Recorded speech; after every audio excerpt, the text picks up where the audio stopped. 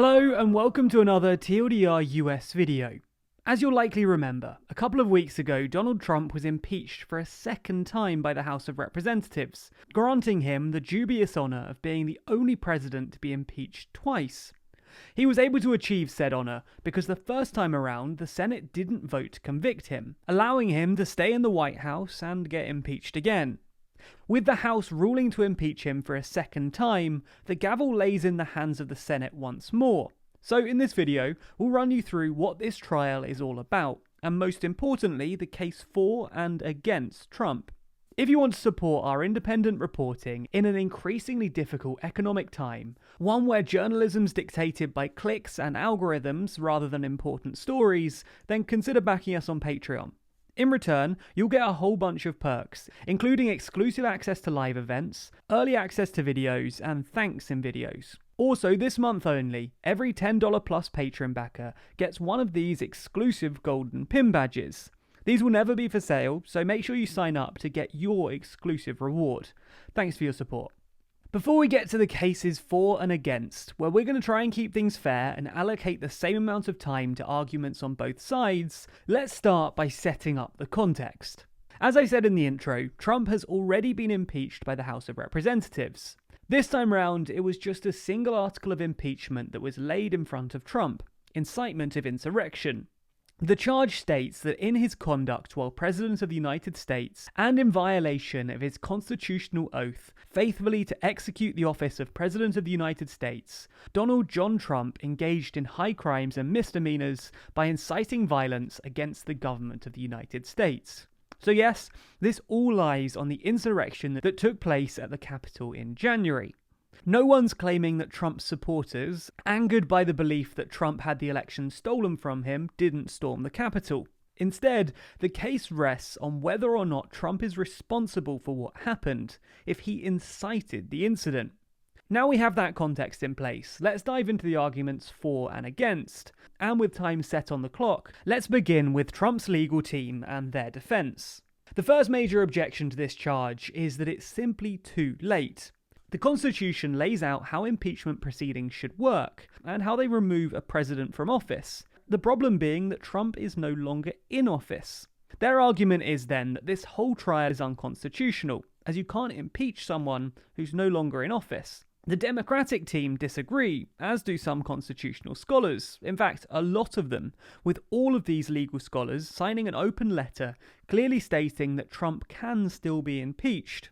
Not only that, there's also precedent of people being impeached after leaving office.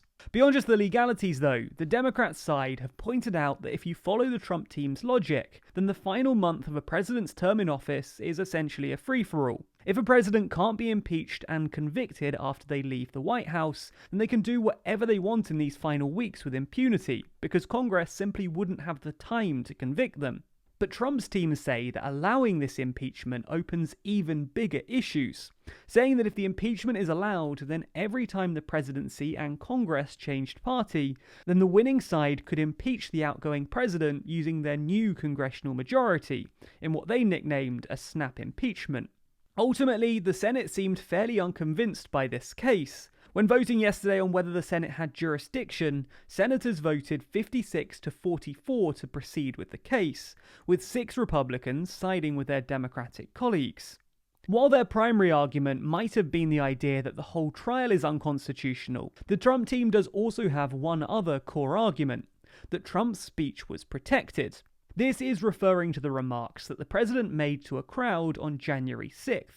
All of us here today do not want to see our election victory stolen by emboldened radical left Democrats, which is what they're doing, and stolen by the fake news media. That's what they've done and what they're doing.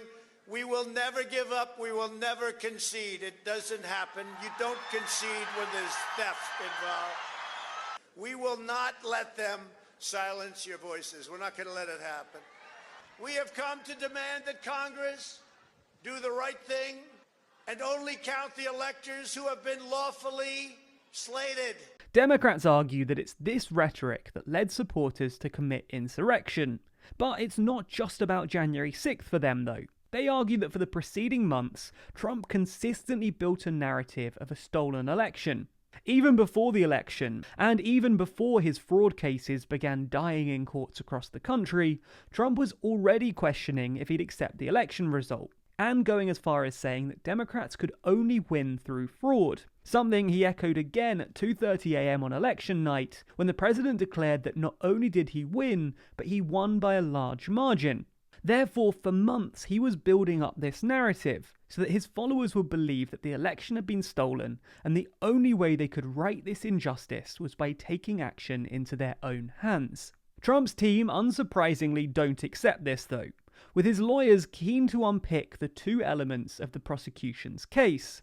Democrats fundamentally link the two, saying that in the days leading to January 6th, Trump was building the fire, and the remarks on the 6th were merely him lighting the match. However, Trump's defense will try and focus arguments on just the 6th, arguing that nothing he said in that speech comes even close to incitement, even pulling out a specific quote where Trump says, "I know everyone here will soon be marching to the Capitol building to peacefully and patriotically make your voices heard."